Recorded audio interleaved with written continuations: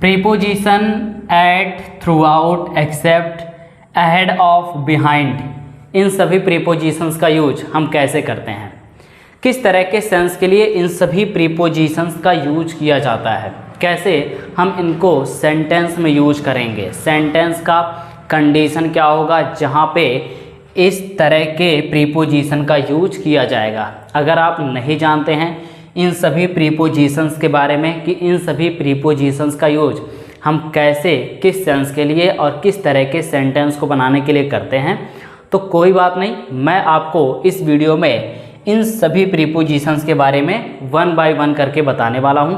आप इस वीडियो को शुरू से लेकर अंत तक ज़रूर देखिएगा और अगर आपने अभी तक इस YouTube चैनल को सब्सक्राइब नहीं किया है तो सब्सक्राइब कर दीजिए और प्रेस कर लीजिए बेल आइकन को, ताकि जब भी कोई वीडियो अपलोड किया जाए इस YouTube चैनल पे तो उस वीडियो का नोटिफिकेशन आपके मोबाइल पे पहले पहुंच जाए, जिससे कि आप उस वीडियो को मिस ना कर पाएँ और इस वीडियो को लाइक करना और शेयर करना ना भूलें।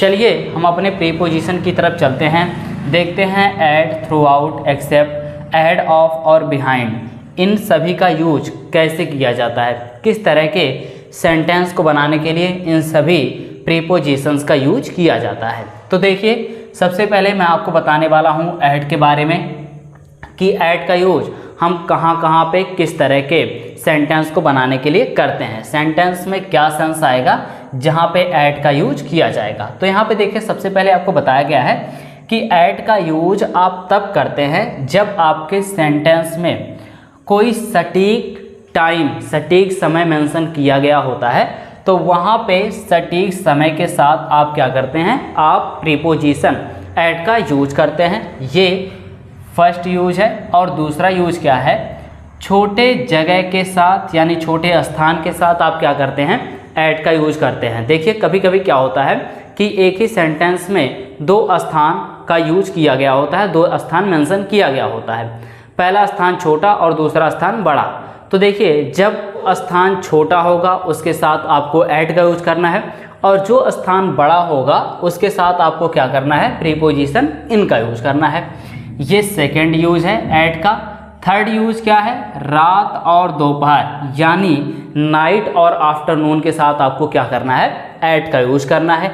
इसके साथ आप कभी इनका यूज नहीं करते हैं, ठीक है, ये थर्ड यूज है। उसके बाद फोर्थ यूज पे आते हैं। यहाँ पे देखिए, फोर्थ यूज क्या है एट का, मूल्य बताने के लिए। देखिए, जब हम किसी दुकान पर जाते हैं कुछ खरीदने के लिए तो हम सबसे पहले क्या पूछते हैं, हम सबसे पहले किसी प्रोडक्ट का दाम पूछते हैं, उसका प्राइस पूछते हैं और दुकानदार क्या करता है, उस प्रोडक्ट का हमको प्राइस बताता है। तो वहाँ पे जब वो प्राइस बताएगा तो वहाँ पे एट का यूज किया जाएगा। किस तरह से किया जाता है मैं अभी आपको एग्जाम्पल के थ्रू इसको बताता हूँ। फिलहाल अभी आपका फोकस होना चाहिए फोर्थ नहीं फिफ्थ यूज़ के बारे में।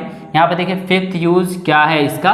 देखिए, फिफ्थ यूज़ आप वहाँ पे करते हैं जब आपके सेंटेंस में किसी त्यौहार या किसी खास अवसर आया होगा और वहाँ पे अक्सर क्या पाते हैं कि पर का सेंस आता है। जैसे आप ये कहते हैं कि मेरा दोस्त दिवाली पर आएगा, मैं दशहरे पे घर आऊँगा। तो यहाँ पे देखिए, ये सभी क्या है, ये सभी त्यौहार है, ठीक है, या खास अवसर है। तो ऐसे कंडीशन में आप क्या करते हैं, एट का यूज करते हैं। चलिए इसको हम क्या करते हैं, इसको हम एग्जाम्पल के थ्रू समझते हैं। यहाँ पे देखिए, मैं आपको बताने जा रहा हूँ कि इसको हम सेंटेंस में कैसे यूज करते हैं। सटीक समय के साथ मैंने आपको बताया, ये यूज नंबर फर्स्ट है एट का। अब देखिए, सटीक समय क्या होगा, जैसे अगर मैं आपसे ये कहूँ कि मैं 2 बजे आऊँगा, तो यहाँ पे देखिए, ये 2 बजे ये क्या है, एक सटीक समय है और सटीक समय के साथ आप हमेशा एट का यूज करते हैं। जैसे मैंने अभी आपसे क्या कहा कि मैं 2 बजे आऊँगा, तो मैं यहाँ पे ये लिखूँगा, I will come at 2 o'clock, at 2 o'clock। यहाँ पे देखिए 2 o'clock ये लिखना गलत है। ये लिखना गलत क्यों है मैं आपको बताता हूँ। यहाँ पे देखिए 2 o'clock जब मैंने लिखा तो क्या यहाँ पे ये कंफर्म हुआ कि ये मॉर्निंग टाइम बताया जा रहा है या इवनिंग टाइम बताया जा रहा है? क्या ये कंफर्म हुआ? नहीं हुआ। अगर आपको ये पता हो, ठीक है, कि हम मॉर्निंग टाइम में बात कर रहे हैं, 2 o'clock जो मैं कहा, ठीक है, 2 AM, अगर ये मॉर्निंग टाइम में है तो आप क्या करिए, AM लिखिए, अदरवाइज आप क्या करिए, PM लिखिए, ठीक है। तो आप AM और PM लिखेंगे तो बेहतर होगा o'clock लिखने के बजाय, ठीक है। अब हम बात करते हैं छोटे जगह के साथ कैसे ऐड का यूज किया जाएगा। तो देखिए, अगर मैं आपसे ये कहूँ कि मैं भारत के दिल्ली में रहता हूँ, तो यहाँ पे देखिए भारत क्या है, भारत एक बड़ा जगह है और दिल्ली क्या है, एक छोटा स्थान है, छोटा जगह है भारत के मुकाबले। अगर हम भारत को कंपेयर करें दिल्ली से, तो भारत क्या है, एक बड़ी जगह है, बड़ा स्थान है, और दिल्ली क्या है, छोटा स्थान है। तो मैं आपसे क्या कहा हूँ कि मैं भारत के दिल्ली में रहता हूँ, तो मैं यहाँ पे लिखूँगा I live at Delhi, I live at Delhi in India, in India. यहाँ पे देखिए दिल्ली क्या है, ये छोटा स्थान है, छोटा जगह है, और भारत क्या है, ये बड़ा स्थान है, बड़ी जगह है, ठीक है। तो जब आपके सेंटेंस में ऐसा मेंशन हो, ठीक है, कि छोटा स्थान आ रहा है और बड़ा भी स्थान आ रहा है, तो आप छोटे स्थान के साथ आप हमेशा क्या करिए, ऐट का यूज करिए। अच्छा, लेकिन अगर आपके सेंटेंस में केवल एक स्थान आए, एक प्लेस आए, ठीक है, और वहाँ पे दूसरा प्लेस कोई ना आए, तो अगर आपको ऐसा लगे कि जो स्थान आया है, जिस स्थान का नाम आया है, अगर आपको लगे कि ये छोटा है, ठीक है, तो आप उसके साथ क्या करिए, आप ऐट का ही यूज करिए, इनका यूज आप ना करें, ठीक है। ये तो बात हो गई सेकेंड यूज। अब हम बात करते हैं थर्ड यूज के बारे में। यहाँ पे देखिए थर्ड यूज क्या बताया गया आपको, कि रात और दोपहर यानी नाइट और आफ्टरनून के साथ आपको क्या करना है, हमेशा प्रीपोजिशन ऐट का यूज करना है। जैसे अगर आपको ये कहना हो कि वह दोपहर को खाना खाएगा या वह दोपहर को किताब पढ़ेगा, तो यहाँ पे देखिए वह दोपहर को किताब पढ़ेगा यानी दोपहर आया है, तो हमें क्या करना होगा, हमें आफ्टरनून का यूज़ करना होगा। अब आफ्टरनून के पहले हमें प्रीपोजिशन ऐट का यूज भी करना होगा। यहाँ पे मैंने आपसे क्या कहा कि वह दोपहर को किताब पढ़ेगा, तो आप यहाँ पे लिखेंगे he will read a book at afternoon. हो गया। आपको दोपहर को स्कूल नहीं जाना चाहिए, यहाँ पे देखिए आपको दोपहर को स्कूल नहीं जाना चाहिए। You should not go to school at afternoon. हो गया। आपको रात में खाना खाना चाहिए, ठीक है। You should take food at night. यहाँ पे आपने देखा कि आफ्टरनून यहाँ पे और यहाँ पे क्या है, नाइट, ठीक है। और इसके पहले प्रीपोजिशन किसका यूज किया गया है, एट का यूज किया गया है। तो जब आपके सेंटेंस में आफ्टरनून या नाइट ऐसा मेंशन किया गया हो, तो आप उसके पहले क्या करिए, प्रीपोजिशन एट का यूज कर दीजिए। अब हम बात करते हैं अपने फोर्थ यूज़ के बारे में, जो आपको बताया गया है कि फोर्थ यूज़ क्या है। यहाँ पे देखिए आपको बताया गया है कि फोर्थ यूज़ मूल्य बताने में, यानी जब हम किसी प्रोडक्ट का प्राइस बताते हैं तो वहाँ पे क्या करते हैं, हम ऐट का यूज़ करते हैं। जैसे अगर मैं आपसे ये कहूँ कि इस कलम का मूल्य 5 रुपया है या इस कलम का दाम 5 रुपया है, तो मैं क्या कहूँगा, मैं ये कहूँगा this pen is at cost 5 rupees. आप यहाँ पे देख रहे हैं कि ऐट का यूज किया जा रहा है। क्यों किया जा रहा है, क्योंकि यहाँ पे क्या किया जा रहा है, यहाँ पे मूल्य बताया जा रहा है, दाम बताया जा रहा है। तो ये तो था फोर्थ यूज़। अब हम बात करते हैं फिफ्थ यूज़ के बारे में, जो कि आपको बताया गया है कि जब आपके सेंटेंस में कोई ख़ास त्यौहार या कोई ख़ास अवसर आएगा, तो वहाँ पे आपको क्या करना होगा, ऐट का यूज़ करना होगा। जैसे अगर आपको ये कहना हो कि मेरा दोस्त दिवाली पर घर आएगा, ठीक है, मैं दशहरे पर घर आऊँगा, तो यहाँ पे देखिए ये क्या है, ये सभी त्यौहार हैं। आप क्या करेंगे, आप यहाँ पे लिखेंगे, जैसे अगर आपको ये कहना हो कि मैं दशहरे पे घर आऊँगा या मैं दिवाली पर घर आऊँगा, तो आप यहाँ पे लिखेंगे आई will come home at Diwali. Diwali. यहाँ पे आपने देखा कि ऐट का यूज किया गया है किसके पहले, त्यौहार के पहले यानी फेस्टिवल के पहले। तो जब भी आपके सेंटेंस में कोई त्यौहार या कोई खास अवसर या कोई इवेंट मेंशन किया गया हो तो उसके पहले आप ऐट का यूज करिए।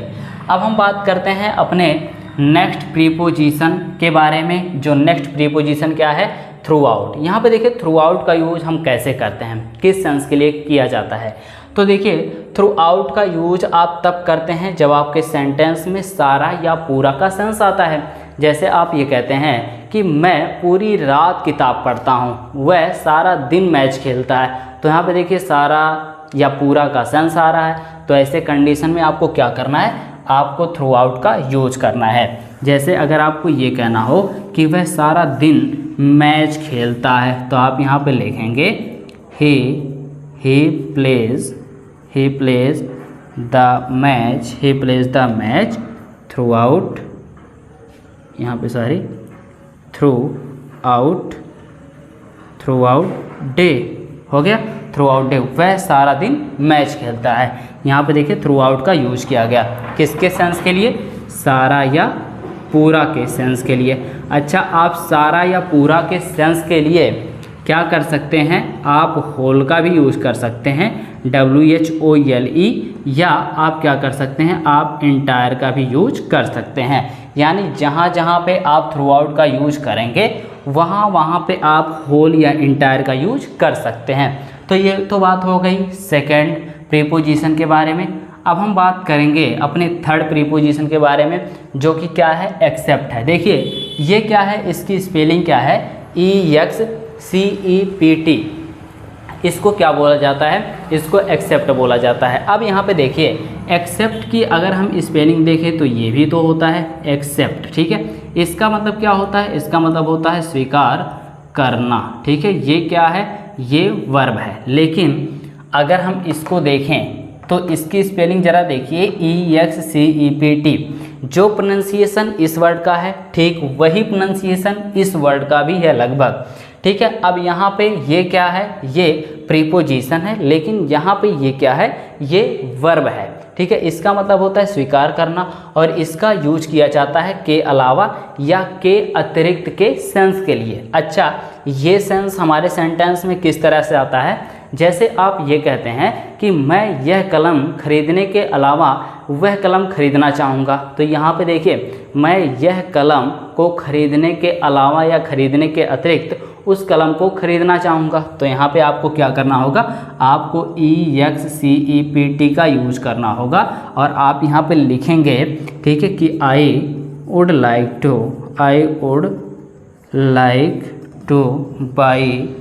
buy that pen, accept this pen, ठीक है। तो इस तरह से आप क्या कर सकते हैं, आप यहाँ पे एक्सेप्ट का यूज कर सकते हैं इसके सेंस के लिए, ठीक है। ये थर्ड प्रीपोजिशन है। अब हम बात करते हैं अपने फोर्थ प्रीपोजिशन के बारे में। देखिए फोर्थ प्रीपोजिशन क्या है, अहेड ऑफ। अच्छा, अहेड ऑफ का यूज हम कहाँ पे करते हैं, किस सेंस के लिए करते हैं। तो यहाँ पे देखिए इसको थोड़ा आप ध्यान से देखिएगा, क्योंकि अक्सर लोग यहाँ पे कंफ्यूज हो जाते हैं अहेड ऑफ का यूज करते वक्त। यहाँ पे देखिए अहेड ऑफ का यूज किया जाता है आगे या सामने के सेंस के लिए। अच्छा, ये आगे या सामने के सेंस के लिए अहेड ऑफ का यूज किया जाता है, लेकिन किस तरह से। देखिए अगर मैं बात करूँ कि मैं आपके सामने हूँ, ठीक है, तो मैं आपके सामने हूँ, ये बात सच है। अब आपका फेस और मेरा फेस आमने सामने है, लेकिन यहाँ पे इस कंडीशन में मैं अहेड ऑफ का यूज नहीं कर सकता। लेकिन अगर आप और मैं लाइन में खड़े हैं और आप मेरे आगे खड़े हैं, मैं आपके पीछे खड़ा हूँ, तो मैं क्या कहूँगा कि आप मेरे आगे खड़े हैं या आप मेरे सामने खड़े हैं। तो इस कंडीशन में हम क्या करते हैं, अहेड ऑफ का यूज कर सकते हैं या करते हैं, ठीक है। यानी हम ये कह सकते हैं कि अहेड ऑफ का यूज फेस टू फेस के लिए नहीं होना चाहिए। अहेड ऑफ का यूज मैंने आपको जैसा बताया कि जब आप किसी क्वेब में लाइन में खड़े हों और आपके सामने कोई हो, उसका फेस आपके सामने ना हो, तो उस कंडीशन में आप क्या करते हैं, आप अहेड ऑफ का यूज करते हैं। जैसे अगर आप ये कहें ठीक है, कि मेरा दोस्त मेरे आगे खड़ा था, मेरा दोस्त मेरे आगे खड़ा था। तो आप यहाँ पे लिखेंगे my friend was standing ahead of me. यहाँ पे देखिए आपने अहेड ऑफ का यूज कर दिया। ठीक है, अब हम बात करते हैं अपने नेक्स्ट और लास्ट प्रीपोजिशन के बारे में इस वीडियो के। वो क्या है? बिहाइंड। अच्छा, बिहाइंड का यूज हम किस सेंस के लिए करते हैं? तो आप जानते भी होंगे कि बिहाइंड का यूज कैसे किया जाता है। देखिए, बिहाइंड का यूज किया जाता है पीछे के सेंस के लिए। जब आपके सेंटेंस में पीछे का सेंस आता है तो आप क्या करते हैं? बिहाइंड का यूज करते हैं। जैसे अगर मैं आपसे ये कहूँ कि मैं आपके पीछे खड़ा था, मैं क्या था? मैं आपके पीछे खड़ा था, तो यहाँ पे देखिए पीछे का सेंस आ रहा है। तो ऐसे कंडीशन में आप क्या करेंगे? बिहाइंड का यूज करेंगे। ठीक है, कुत्ता पेड़ के पीछे छिपा हुआ था। अब देखिए कुत्ता पेड़ के पीछे छिपा हुआ था, पीछे का सेंस आ रहा है, बिहाइंड का यूज करिए। ठीक है, अगर आपको ये कहना हो कि मैं आपके पीछे खड़ा था, या मैं आपके पीछे बैठा था, या मैं आपके पीछे चल रहा था, तो आप क्या करेंगे? आप यहाँ पे लिखेंगे I was standing behind you. आपने यहाँ पे देखा बिहाइंड का यूज किया गया किस सेंस के लिए? पीछे के सेंस के लिए। तो आज के इस वीडियो में मैंने आपको ये बताया कि किस तरह से आप preposition at, preposition throughout, preposition except और अहेड ऑफ और बिहाइंड का यूज करते हैं। अगर आपको इन सभी प्रीपोजिशन को लेके कोई भी कन्फ्यूजन है तो आप कमेंट बॉक्स में पूछ सकते हैं। मैं वहाँ पे आपके जो क्वेश्चन होंगे उनका रिप्लाई कर दूँगा। आप निस्संदेह कोई भी क्वेश्चन पूछ सकते हैं। मिलते हैं आपसे जल्द ही एक नए वीडियो लेक्चर में नए टॉपिक के साथ। आप जुड़े रहिए इम्बाइब इंग्लिश के साथ। थैंक यू इस पूरे वीडियो लेक्चर को देखने के लिए।